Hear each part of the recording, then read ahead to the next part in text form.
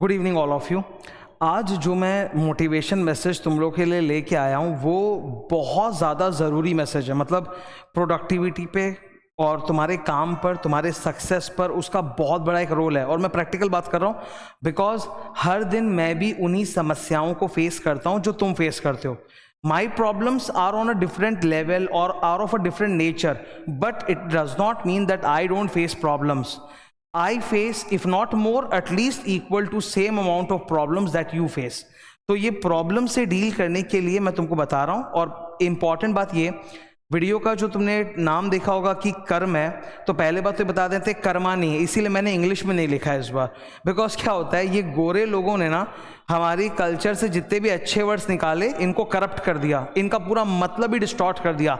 क्या होता है कर्म, जो हम लोग यहाँ इंडिया में सीखते हैं, और इन्होंने उसका बना दिया कर्मा, कर्मा इज अ बिच, कि ऐसे करोगे रिवेंज मिलेगा। कर्मा के ऊपर इतने मीम्स और रील्स और वीडियोस बनते हैं कि देखो ये ऐसे टकरा गया, उससे टकरा गया।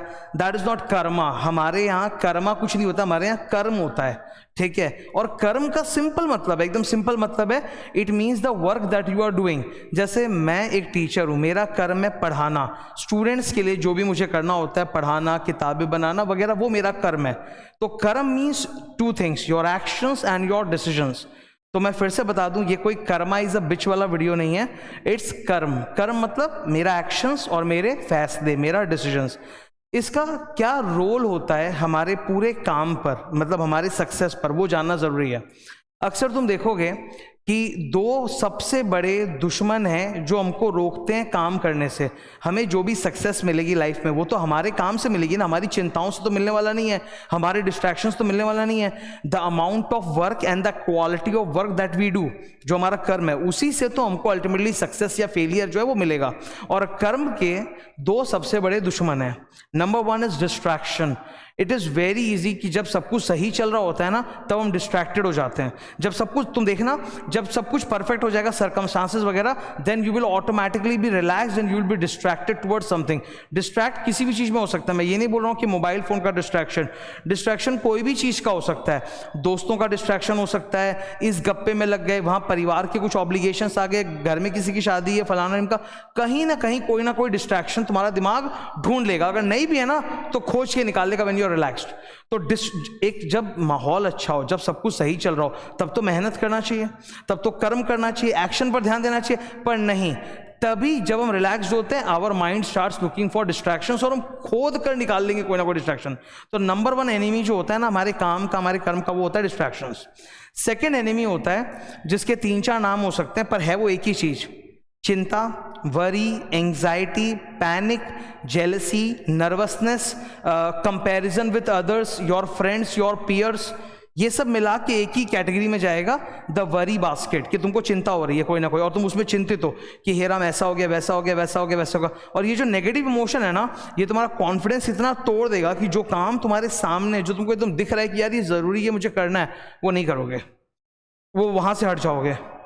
तो दो है, जब समय अच्छा चल रहा है, सब कुछ सर्कमस्टांस सही है, तब डिस्ट्रैक्शन इज द प्रॉब्लम, और जब टाइम खराब चल रहा है तब चिंता, worry, panic, nervousness, comparison etcetera, that becomes your enemy. ये दोनों ही चीजें ना हमेशा तुमको काम करने से रोकेगी। एक सिंपल सा बात सुनो, मैं एक स्टूडेंट की लाइफ का एग्जाम्पल लेके बताता हूँ। एज अ स्टूडेंट हमारा धर्म, हमारा कर्म क्या है? पढ़ाई करना। और हमें रास्ता पता है, ऐसा नहीं कि कोई आएगा और हमें रास्ता बताएगा। We know, we have been learning for quite some time.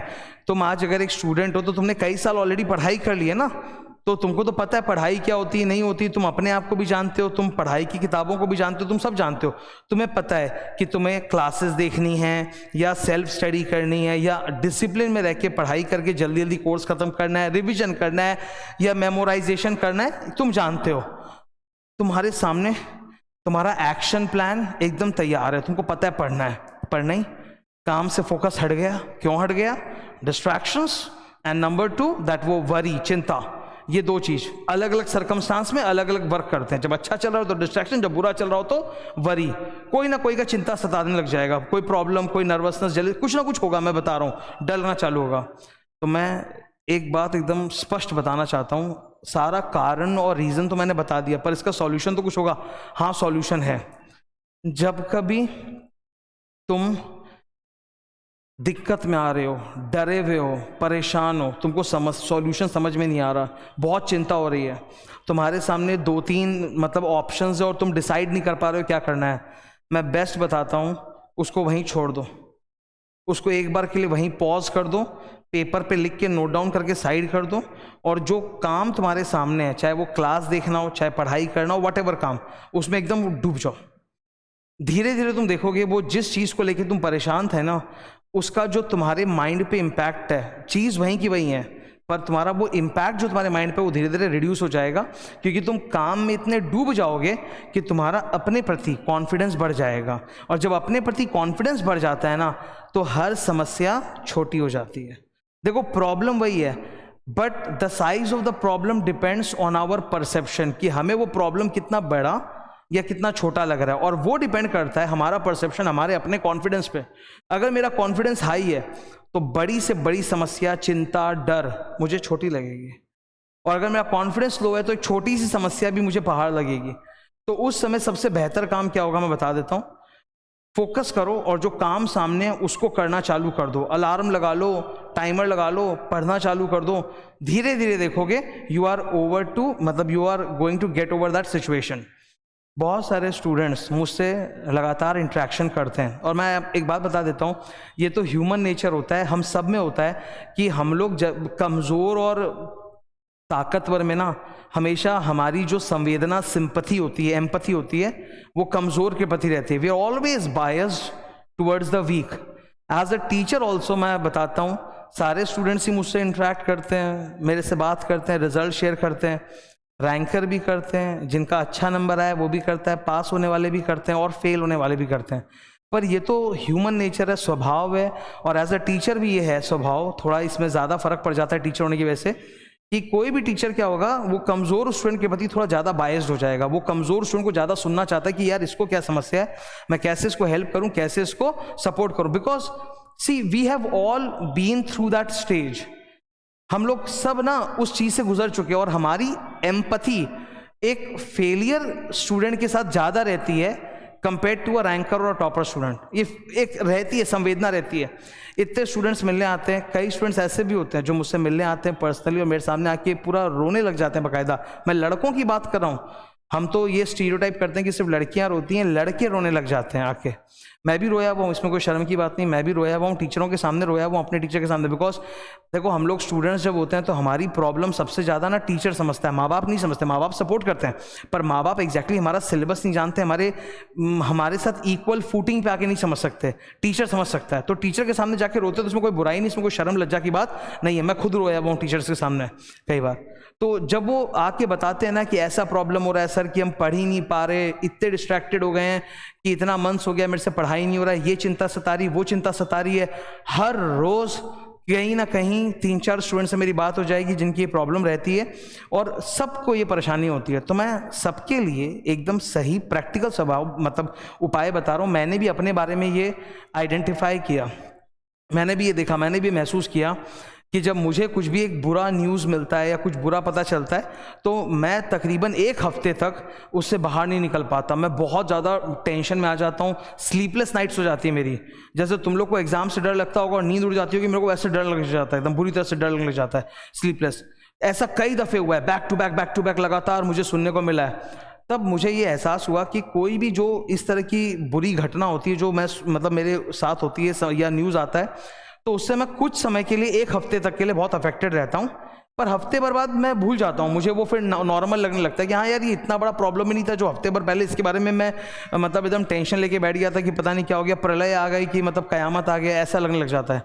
तो अब मेरा ये अप्रोच रहता है कि जब भी कोई इस तरह का प्रॉब्लम मेरे सामने आता है ना, I simply write it down, brush it aside for 1 week and I continuously focus on my own work कि ये मेरा काम है, मैं टीचर हूँ, मैं पढ़ाऊँगा, मैं बुक बनाऊँगा, मैं क्लास करूँगा, मैं स्टूडेंट से इंटरेक्शन करूँगा, मैं स्टूडेंट के डाउट सॉल्व करूँगा। और जब मैं उसमें डूब जाता हूँ, आई बिकम एक्सट्रीमली प्रोडक्टिव, और हफ्ते भर बाद तो वो जो प्रॉब्लम है ना वो भी छोटा लगने लग जाता है। आज ये वीडियो जो बना रहा हूँ इसका एक ही मकसद है तुम लोग को बताना कि तुम्हारी जो परफॉर्मेंस होती है ना डेली की, वो कांस्टेंट नहीं रहेगी, वो ऐसे चेंज होती रहेगी। कभी बहुत अच्छा काम किए, कभी एकदम पढ़ाई नहीं हुई, कुछ नहीं हुआ, होगा तो ज़रूर, पर कोशिश करो इसको कम करो। फोकस करो अपने काम पर।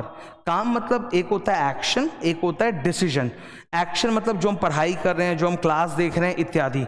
डिसीजन मतलब अभी मुझे ये सब्जेक्ट उठा के पढ़ना चाहिए, या एक दिन में मुझे कितने सब्जेक्ट्स पढ़ने चाहिए, मुझे रिवीजन कब करना चाहिए। ये सब जो छोटे छोटे माइक्रो लेवल के डिसीजंस होते हैं, ये तो ये डिसीजंस लो और इस पे एक्शन करो। ज़्यादा टाइम वेस्ट मत करो। सिंपल एक लास्ट कंक्लूड करते वक्त एक मंत्र बोलूँगा, तुमने सुना होगा, भगवान श्री कृष्ण का दिया हुआ मंत्र है, कर्म करो और फल की चिंता मत करो। ये जो डायलॉग है ये एक स्पेशल सर्कमस्टांस में लगता है कि जब आपने अपने लिए एक सही काम चुन लिया है तो फिर आप उसको करो ना, फिर आप रिजल्ट्स के बारे में चिंता करके अपने एक्शन को ब्लॉक मत करो। तो मैं इसी चीज में आगे बोलता हूं, कर्म करो, टाइम वेस्ट मत करो। सबसे इंपॉर्टेंट जो तुम्हारे लिए रिसोर्स है वो तुम्हारा अपना खुद का टाइम है। तुम अगर उसको मैक्सिमाइज करोगे, एक दिन में 10 घंटे का अगर आउटपुट निकाल सकते हो, 10 घंटा is good. I am saying 10 घंटा मीन्स 10 घंटा ग्रॉस। ग्रॉस मतलब जैसे 24 आवर्स होते हैं, 24 आवर्स में से तुम 8-9 घंटे स्लीप के हटा दो। और 8-9 घंटे जब मैं बोलता हूँ ना सोने वाली बात, तो कई स्टूडेंट आके फिर नीचे कमेंट में मजाक उड़ाते हैं कि सर हमने तो 5-6 घंटे की नींद भी नसीब नहीं होती। नसीब हो या नहीं हो, कोशिश करनी चाहिए, बिकॉज हम लोग ना पढ़ाई की दुनिया में हमारा माथा शांत होना बहुत ज़रूरी है, और वो शांत होता है नींद से। तो 8-9 घंटे की नींद, फिर 2-4 घंटे के जो हमारे रेगुलर क्रियाकलाप होते हैं प्लस एटसेट्रा, वो सब हटा के मैं बोल रहा हूँ ग्रॉस 10 घंटे। 24 घंटे हैं, उसमें से ग्रॉस 10 घंटे पढ़ने हैं। अब उसमें से आउटपुट भले ही 8 घंटे का निकले कोई बात नहीं, पर ये कंसिस्टेंट होना चाहिए, रोजाना 10-10 घंटे। तब तुम देखोगे तुम्हारा कॉन्फिडेंस इतना हाई हो जाएगा ना कि तुम हर ये छोटी समस्याओं, छोटे छोटे जो फियर्स होते हैं, डर होते हैं, उन सबको ओवरकम कर लोगे। So with that I conclude my session. I hope तुम मेरी बातों को समझो और समझने से भी ज़्यादा उसको इम्प्लीमेंट करो। मैंने बहुत सारी बातें नहीं बोली, मैंने एक ही बात बोली है, फोकस ऑन योर कर्म। मुझे ये वर्ड बहुत पसंद आता है। अपने काम पर, अपने कर्म पे फोकस करो। तुम्हारा कर्म जो है ना वही डिसाइड करेगा how successful you will B. Success तो मिलेगी, देर सवेर जैसे मिलेगी, पर मिलेगी। कितनी जल्दी मिलेगी, कितनी क्वांटिटी में मिलेगी, वो डिपेंड करता है on the quality and quantity of your own work. तो उसको इंप्रूव करना है, डिस्ट्रैक्शन से बचना है अच्छे टाइम पे, और बुरे टाइम पे डर और चिंता, एंजाइटी, उन सब से बचना है। Thank you.